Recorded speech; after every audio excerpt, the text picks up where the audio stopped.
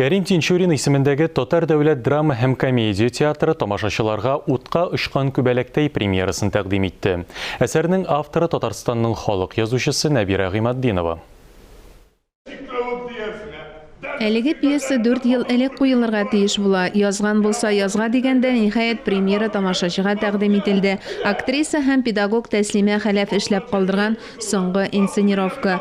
Аның якты истәлегенә багышлап студентлары да уйнады. Башта бу рольне биргәчтән соң чынлап таптырадым.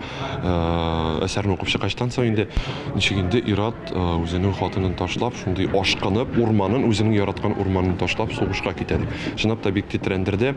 Әлбәттә, язучы язганның барысын да сәхнәгә куеп булмый. Тамашаны карарга килгән Нәбира Гыймаддинова, Зөфәр бу эшне бик оста башкарган, миңа бернинди хилафлык китермәгән, сюжетын үзгәртмәгән, бозмаган, үзеннән өстәмәгән.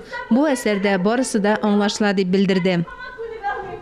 Сәхнәләштергәндә нәрсә савыр булды, бу мәхәббәт тарихы, романтик драма бит инде.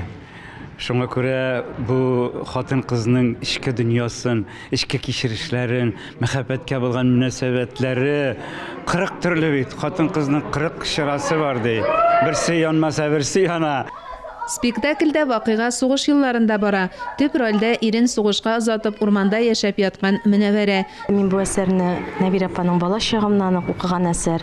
Аннары аның сценарийымнан 17 ел элек язылгач, яшь Мөнәвәрәне уйнарга хыялланган идем.